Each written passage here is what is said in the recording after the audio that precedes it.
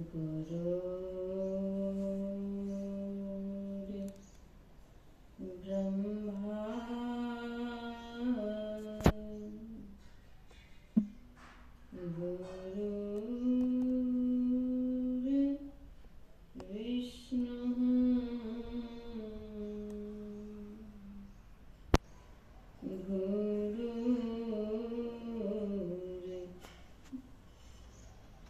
गुरुर्देवः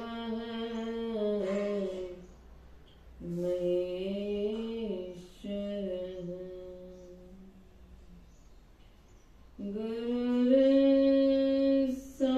गुरुर्साक्षात् परब्रह्म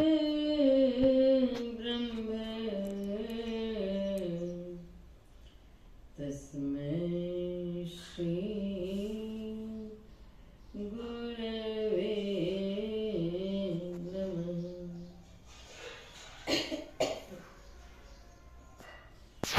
ज्ञान उदधि अरु ज्ञान घन सद्गुरु शंकर रूप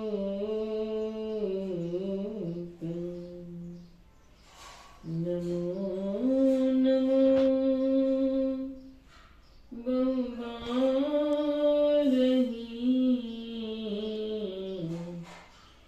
सकल सुपूजन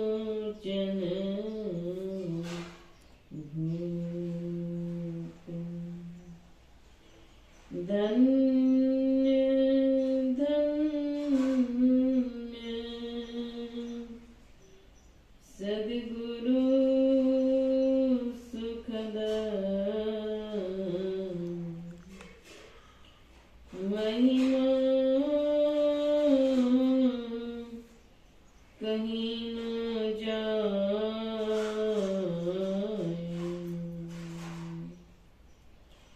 जो कछु कहूँ तुम्हारी कृपा मुक्ति कछु न बसो जो कछु कहूँ तुम्हारी कृपा मुक्ति कछु न बसो। श्री सद्गुरु महाराज की जय।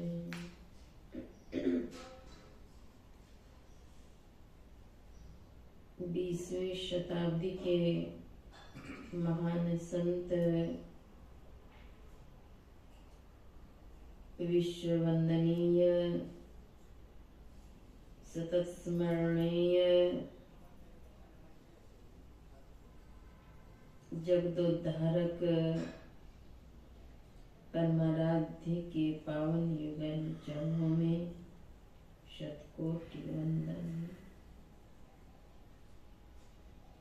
परमाराध्य के मस्तिष्क स्वरूप पूज्यपाद महर्षि संत सेवी परमहंस जी महाराज के पावन युगल चरणों में शतकोटि वंदन। उपस्थित साध्वी बहन, सत्संग प्रेमी महानुभाव, आदरणीय माताओं तथा पुण्यवती बहनों, सबों का हार्दिक अभिनंदन।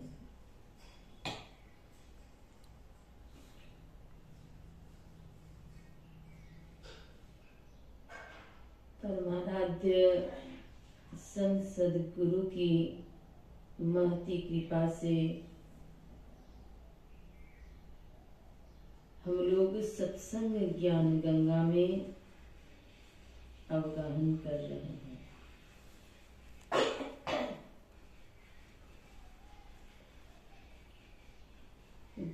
गुरु शब्द बना है गौहर्षौ रो में हर्ष की मात्रा। गु का अर्थ होता है अंधकार, रू का अर्थ होता है प्रकाश। जो अंधकार से प्रकाश में प्रतिष्ठित करते हैं वे होते हैं गुरु। गुरु ज्ञानदाता को कहा जाता है।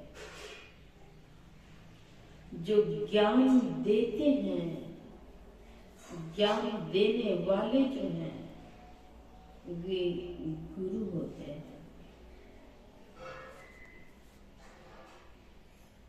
अंगूर के छिलके में रस नहीं रहता, छिलके के अंदर में रस है। बल्ब के फिलामेंट में रोशनी है। उसी प्रकार जिस देह को धर करके गुरु ज्ञान देते हैं, ज्ञानदाता को गुरु कहा जाता है। ज्ञान देने वाले गुरु होते हैं।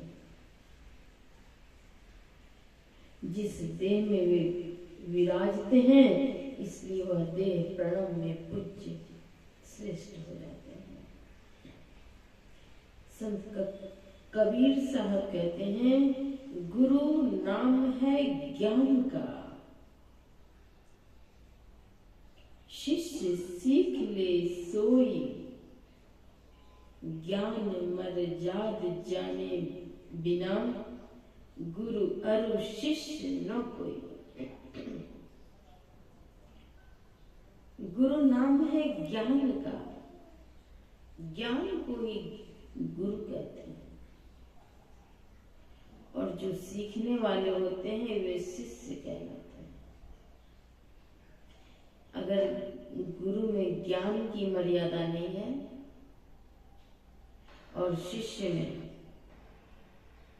पात्रता नहीं है तो न तो वे गुरु कहलाएंगे न वे शिष्य कहलाएंगे। ज्ञान मर्याद जाने बिना, गुरु अरु शिष्य न कोई। पूज्यपाद महर्षि संत शेख परमहंस जी महाराज कहते थे गुरु पूरा हो और शिष्य धीरा हो तब वह हीरा पावेगा। पूरे गुरु का संग हो आनंद क्या करेगा।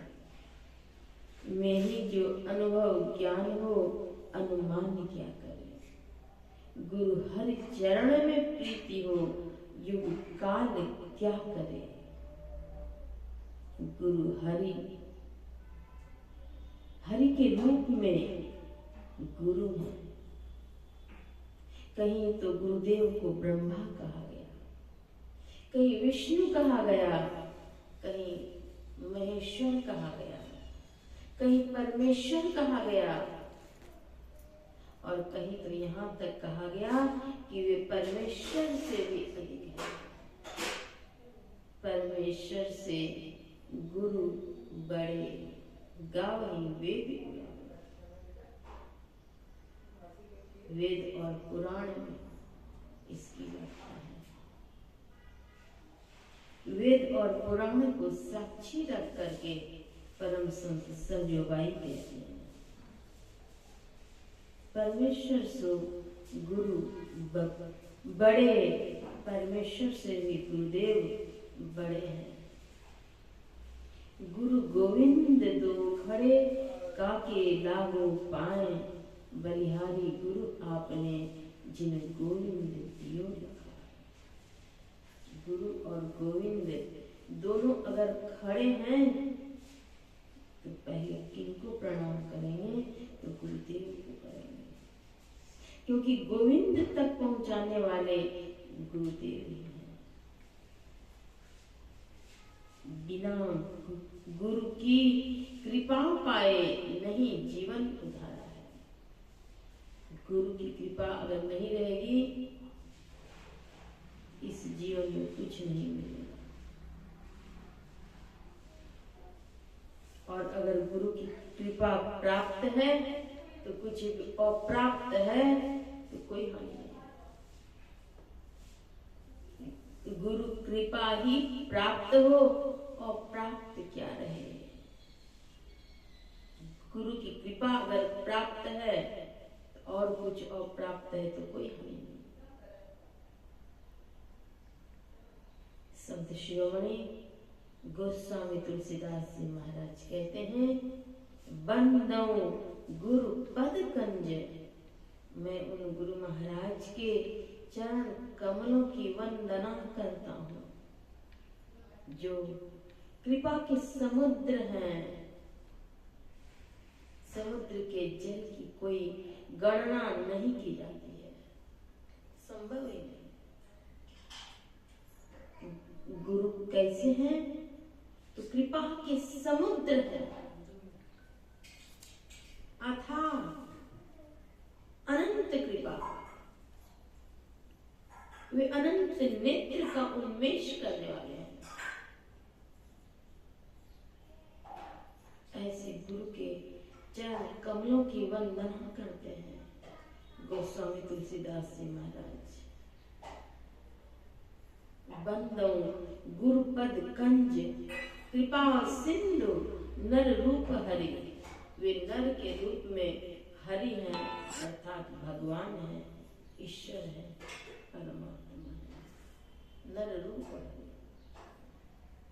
महामोह तम पुंज जास वचन रविकर निकल, वे अंधकार राशि को नाश करने वाले हैं, प्रकाश प्रदान करने वाले हैं। ऐसे गुरु के चरण कमलों की वंदना करते हैं। नर के रूप में वे हरि हैं, लेकिन अगर श्रद्धा वैसी नहीं होगी तो वह लाभ भी नहीं मिलेगा। गुरु के चरणों में श्रद्धा, प्रेम, विश्वास, लगन होना आवश्यक है। गुरु को मनुष्य जानते ते नर कहिए अंध, होए दुखी संसार में आगे यम का। गुरु को अगर मनुष्य जानते हैं तो वह नेत्रहीन है। ते नर कहिए अंध, होए दुखी संसार में, वे संसार में दुखी होते रहेंगे और आगे यम का फंदा लटका होगा।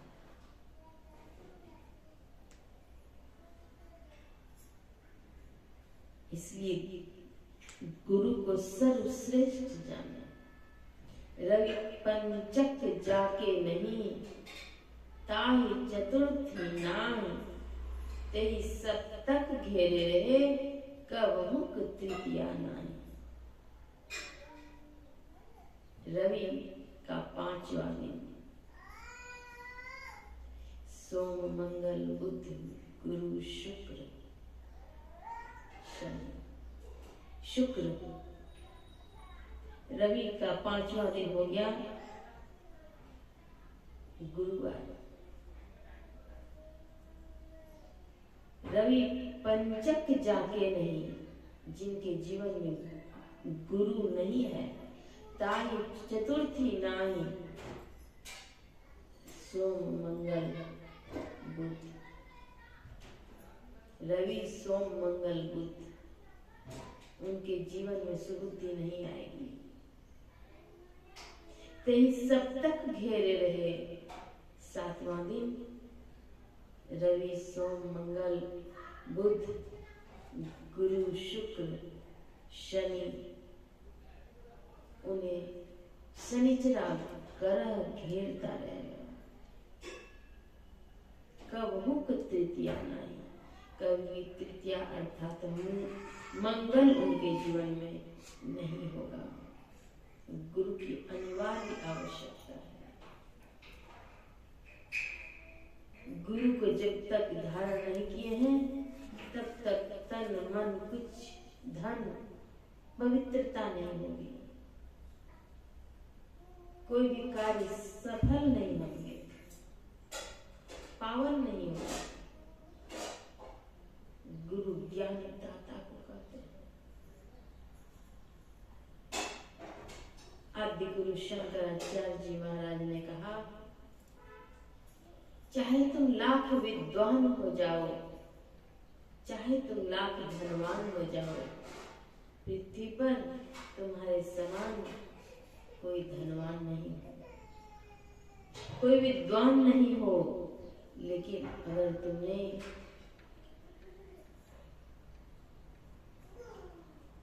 संत गुरु के पावन चरणों में बैठना नहीं सीखा तो कुछ नहीं सीखा।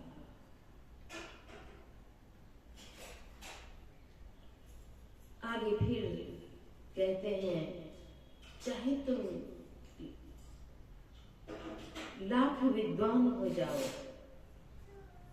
भूत विद्या, नक्षत्र विद्या, देव विद्या, सब विद्या में तुम पारंगत हो जाओ, इसके बाद भी अगर तुमने सद्गुरु के चरणों में बैठना नहीं सीखा तो तुमने कुछ नहीं सीखा, कुछ नहीं सीखा।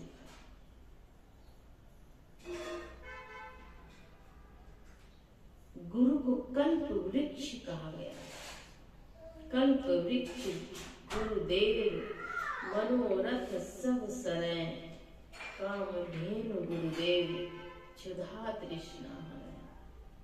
गुरु को कल्प वृक्ष कहा गया, काम धेनु सदृश कहा गया। मनोकामनाओं की पूर्ति हो जाती है, मन की कामनाएं जो रहती है वह पूर्ण हो जाती है। गुरु की मूर्ति हृदय बसाए, जो इच्छे सोई फल पाए। गुरु की मूर्ति को अगर हृदय में बसाते हैं तो जो इच्छा, जो कामना करते हैं वह पूर्ति हो जाती है। श्री गुरु पद नख मणिगण ज्योति, सुमिरत दिव्य दृष्टि ही होती। सुमिरन मात्र से दिव्य दृष्टि हो जाती है। वह प्रकाश होता है जिससे अंधकार के साम्राज्य नष्ट हो जाते हैं। गुरु के चरणों में सारा तीर्थ विराजित रहते हैं। गुरु के चरणों में बसा सारा तीर्थ महान, सारे महान तीर्थ विराजित। गुरु ही शेष महेश तो ही चेतन करें। गुरुदेव की कृपा अगर नहीं हो तो जीवन में कुछ प्राप्त नहीं हो सकेगा। लौकिक हो अथवा अलौकिक, कोई भी ज्ञान को सीखते हैं, जो सिखलाने वाले होते हैं उनको गुरु कहा जाता है, और जो सीखने वाले होते हैं वे शिष्य कहलाते हैं। कई प्रकार के गुरु हैं। कचरे गुरु से संसार का काम भले ही चल जाएगा, लेकिन सद्गुरु सोई जानिए जो भवजल उतारेगा। सद्गुरु जो होते हैं वे भवसागर से पार उतारते हैं। गुरु खेवटिया पार लगावे, ज्ञान जहाज बिठाई नरक में, गुरु बिन कौन सहाई रे। भवसागर जल दुस्तर भारी। भवसागर का जल दुस्तर है, कठिन है, सहनीय है, इससे कौन पार उतारेंगे?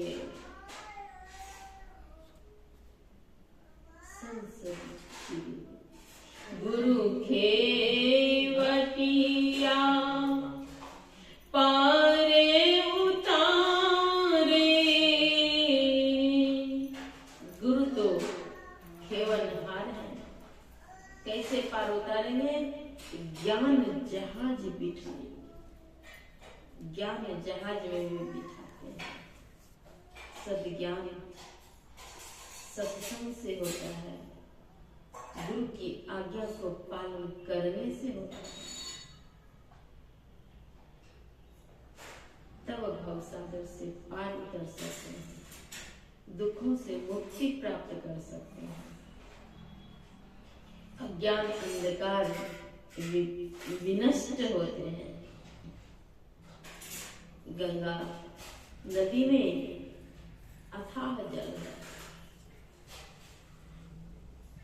लीटर क्विंटल किसी तरह से उसकी गणना नहीं कर सकते। उस अथाह जल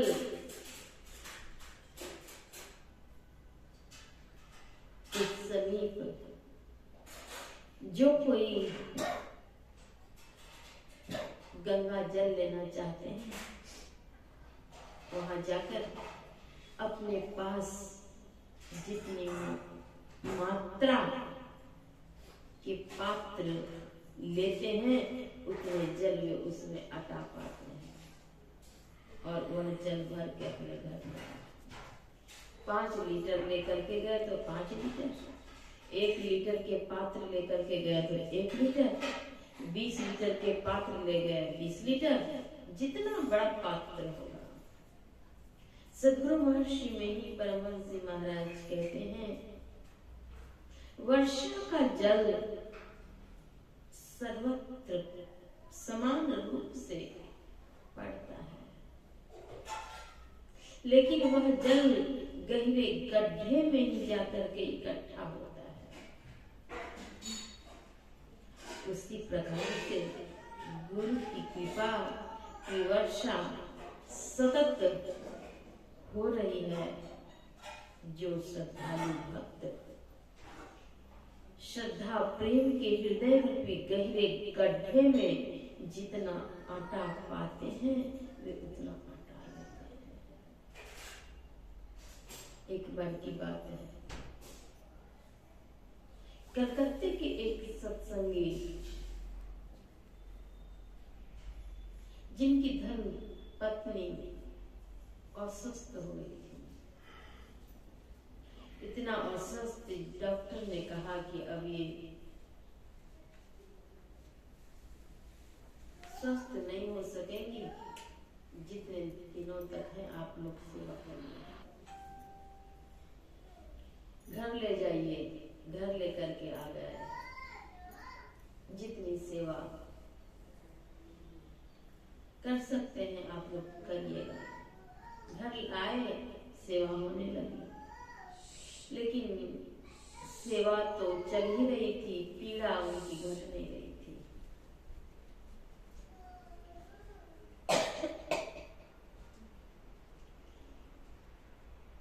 पीड़ा अत्यधिक होने के कारण घर वालों ने भी कहा, अच्छा फिर से एक बार डॉक्टर साहब के यहाँ ले जाया जाए। सभी लोग तैयार हो गए। इतने में सूचना मिलती है, कलकत्ते में 3 दिनों का सत्संग है, बिन्नानी धर्मशाला में, और वहां पर पूज्यपाद महर्षि संत सेवी परमहंस जी महाराज आएंगे, उनके पावन दर्शन होंगे और उनके अमृत में प्रवचन होंगे। यह बात जान करके उन्हें बहुत प्रसन्नता हुई। उन्होंने मन ही मन कहा कि हे गुरुदेव, चाहे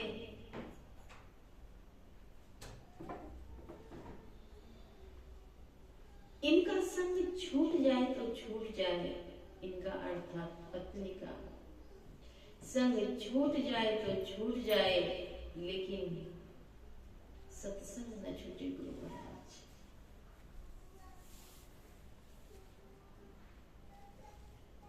अपनी धर्म पत्नी को हॉस्पिटल भी ले जाना था। उन्हें गाड़ी में बिठाकर ले जाते हैं और संग में अपने छोटे भाई को ले लेते हैं। लेकर के गए हॉस्पिटल। हॉस्पिटल में डॉक्टर ने हॉस्पिटलाइज किया। इन्होंने कहा, श्रद्धालु सत्संगी ने अपने छोटे भाई से, इसकी देख रेख करना, मैं आता हूं। यह बात उन्होंने नहीं कही कि 1 घंटे में आता हूं, कि 1 दिन में आता हूं, कि 5 दिन में आता हूं। मैं आता हूं कह करके भी चले गए। निकल करके गए तो कहाँ गए?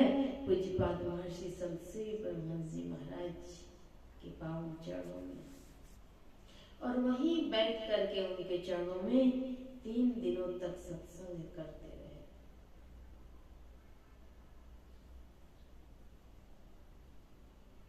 वे भूल चुके कि मेरी धर्म पत्नी अस्वस्थ भी हैं, उनके पास भी लौट करके जाना है। कुछ नहीं, उन्हें तो आंतरिक लालसा यही थी कि मेरा सत्संग न छूटे,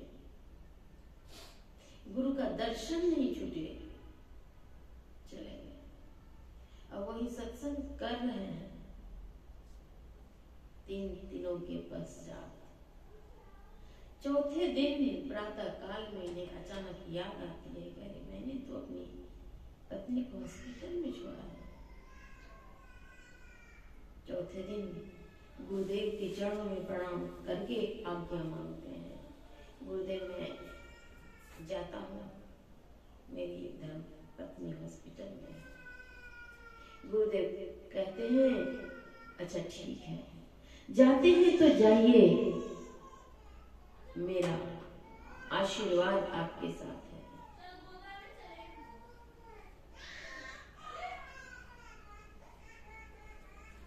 इतना तो कहे, लेकिन वे इन बातों पर उतने ध्यान नहीं दिए, समझ नहीं पाए। वहां से जल्दी से चले गए और गए तो हॉस्पिटल। पहुंचते ही वहां के दरबान ने कहा, आप कैसे पति हैं? कहा क्या हुआ? कल ही डॉक्टर ने छुट्टी दे दी, डिस्चार्ज कर दिया, और अभी तक आप कहाँ थे? आपको खोजा जा रहा है, आपका सिग्नेचर जरूरी है। अच्छा ठीक है, आगे बढ़ते हैं। अन्य कंपाउंडर ने भी ऐसा ही कहा। इसके बाद जैसे ही उनके छोटे भाई देखते हैं, कहते हैं, भैया आप कहाँ चले गए थे? आपको कल से ही खोजा जा रहा है, डॉक्टर साहब खोज रहे हैं। डॉक्टर ने डिस्चार्ज कर दिया है, सिग्नेचर जरूरी है। इनके मन में हुआ कि शायद कहीं तबीयत कुछ ज्यादा ही बिगड़ गई होगी, इसलिए डिस्चार्ज की बात कर रहे हैं।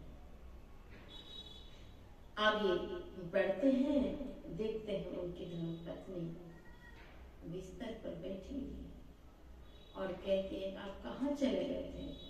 कल से ही डॉक्टर आपको खोज रहे हैं, डॉक्टर साहब ने छुट्टी दे दी। उन्हें आश्चर्य हुआ कि तुरंत में ठीक कैसे हो गई और बैठ कैसे गई। कहा अच्छा ठीक है, आमने में सिग्नेचर करके डिस्चार्ज करा करके ले दीजिए अपने घर। रास्ते में उनकी पत्नी ने कहा, जानते हैं आप कहाँ चले गए थे सो तो नहीं मालूम, लेकिन एक महात्मा जी आए थे। वे महात्मा मुझे प्रसाद दिए, मैं लेटी हुई थी, पाइप लगे हुए थे हर जगह, बेसुध थी। महात्मा जी आए और महात्मा जी ने कहा, बेटी यह लो प्रसाद। तब इन्होंने कहा, बाबा मैं तो प्रसाद खा ही नहीं सकती हूँ, खाया नहीं जाता कुछ भी। कहते हैं यह मैं तुम्हारे सिरहाने में रख देता हूँ, थोड़ी देर के बाद तुझे चेतना आ जाएगी और तुम चेतना आने पर यह दोनों प्रसाद तुम खा लेना, बेटी तुम स्वस्थ हो जाएगी। अच्छा ठीक है बाबा। वे प्रणाम करती हैं और इतने में बाबा कहाँ चले गए। अपने देवर से उन्होंने कहा कि देखिए तो अभी इसी रास्ते से लगता है कि एक महात्मा आए थे और इसी रास्ते से लगता है चले गए। देखिए तो वे महात्मा कहाँ गए, खोजिए तो। वे निकल करके चारों तरफ खोजते हैं, कहाँ मिले महात्मा। बोलिए प्रेम से श्री सद्गुरु महाराज की जय। वे महात्मा कहाँ मिले। फिर इन्हें चेतना आई और ये दोनों प्रसाद सेव प्रसाद इन्होंने खा लिया। प्रसाद खाते ही ये स्वस्थ हो गई।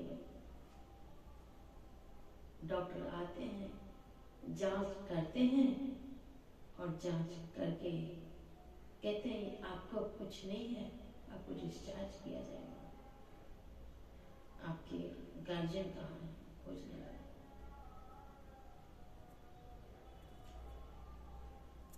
इन्होंने इस बात को अपने पतिदेव से कहा। उनके पतिदेव ने कहा कि अपने घर में इतने सारे महात्मा आते हैं, उनमें से कौन महात्मा थे? बोले नहीं, जितने महात्मा आते हैं इनमें से कोई नहीं थे, वे कुछ अलग थे। कौन महात्मा थे पता नहीं। धीरे धीरे वे तो स्वस्थ हो चुकी थी। अब उन्होंने अपने पतिदेव से कहा कि मेरा एक रिक्वेस्ट है, निवेदन है, मैं अब ठीक हो चुकी हूँ, मुझे अब दीक्षा आप दिलवा दीजिए, गुरु आश्रम ले जा करके ले चलिए मुझे। कहते हैं ठीक है चलो। ले जाते हैं कहाँ, महर्षि में आश्रम कुप्पा घाट। वहां गुरु निवास जाते ही महर्षि संशय परमहंस जी महाराज के दर्शन करते ही वे अचानक जोर से बोल गई, यही तो वे संत थे जो हॉस्पिटल में आकर के मुझे प्रसाद दिए थे। बोली प्रेम से श्री सद्गुरु महाराज की जय। यही तो वे संत हैं। उनके पतिदेव ने कहा नहीं नहीं, तुमको भ्रम हो रहा है, मैं इनके संग बिन्नानी धर्मशाला में 3 दिनों तक सत्संग कर रहा था, ये तो वहां थे, वहां नहीं थे। कहते नहीं नहीं, यही संत थे, मुझे कोई धोखा नहीं है, धोखा नहीं है मुझे। उन्होंने कसम खा करके विश्वास दिलाने की चेष्टा की। तो संत तो ऐसे होते हैं, तीनों लोगों की बातों को जानने वाले होते हैं, दुखहर्ता होते हैं, करुणा करने वाले होते हैं, दया धार बरसाने वाले होते हैं, करुणा के सागर होते हैं, परम कृपालु होते हैं। उनकी धर्म पत्नी को डॉक्टर ने कह दिया था कि अब वे नहीं रहेंगी, लेकिन गुरु महाराज वहां सत्संग कर रहे हैं। उनकी निष्ठा, उनके भक्तों की निष्ठा सत्संग के प्रति थी। वे सत्संग में उपस्थित हैं, तो उनके घर में भला अनभल कैसे हो सकता है, अनहोनी कैसे हो सकती है। सद्गुरु ने करुणा करके उनको स्वस्थ कर दिए, वे आज तक स्वस्थ हैं। सद्गुरु की करुणा जिनके ऊपर जाग जाती है, उनका कल्याण होता है। ऐसे गुरु के चरण कमलों की वंदना को स्वामी जी महाराज करते हैं। वंदो गुरुपद कंज जो गुरुदेव की कृपा के सिंधु है, कृपा के सागर है। कृपा सिंधु वे नर रूप में साक्षात ईश्वर है, परमेश्वर है, पर ब्रह्म है, परमात्मा है, अत्यंत कृपालु है। गुरु वही घुटिया अजर पियाई, वह अमृत घुटी पिलाने वाली कौन है? तो गुरु है, संसद गुरु। ब्रह्मा विष्णु महेश सबों ने उन घुटी को पिया। ब्रह्मा विष्णु सबों ने पिया। ऐसे गुरु के चरणों में बारंबार वंदना करनी चाहिए। उनकी अनंत कृपा है, बिना गुरु की कृपा पाए नहीं जीवन उधारा है।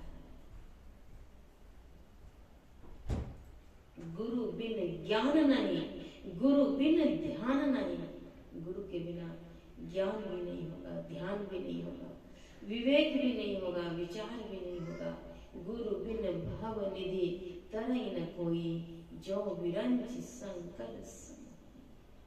चाहे शंकर के समान क्यों नहीं हो, भवसागर से पार नहीं उतर सकते हैं। गुरु सत गुरु समहित नहीं को, निश दिन करिए सेवे। निश दिन सेवा करिए। तन मन आत्म रक्षक है गुरु। तन के रक्षक है, मन के रक्षक है, आत्मा के रक्षक है। गुरु ही के नाम एक लेवे, गुरु तजी और नौ चित्त बसाइए। गुरु गुरु गुरु गुरु नित्य है, जपत रहिए में ही कर जोड़ी। गुरु चरणम धर चित्त है। इसलिए गुरु के चरणों की वंदना करनी चाहिए, नित्य उनके गुणगान करना चाहिए। संतों ने गुरुदेव को माता कहा, गुरुदेव माता। गुरुदेव माता, गुरुदेव पिता, गुरुदेव स्वामी परमेश्वरा, गुरुदेव सखा अज्ञान भंजन, गुरुदेव बंधिप सहोदरा। गुरुदेव को सहोदर भाई भी कहते हैं, परमात्मा कहते हैं, माता पिता सब कहते हैं। गोस्वामी तुलसीदास जी महाराज कहते हैं, जाऊं कहां तज चरण तिहारे। ऐसे गुरु के चरणों को छोड़कर मैं कहां जाऊंगा। श्री गुरु पदनख मणिगण ज्योति, सुमिरत दिव्य दृष्टि ही होती। दिव्य दृष्टि उत्पन्न होता है। गुरु के चरणों तक की महिमा अत्यधिक है। इसलिए नित्य गुरु की वंदना करनी चाहिए, सेवा करनी चाहिए। श्री सद्गुरु महाराज की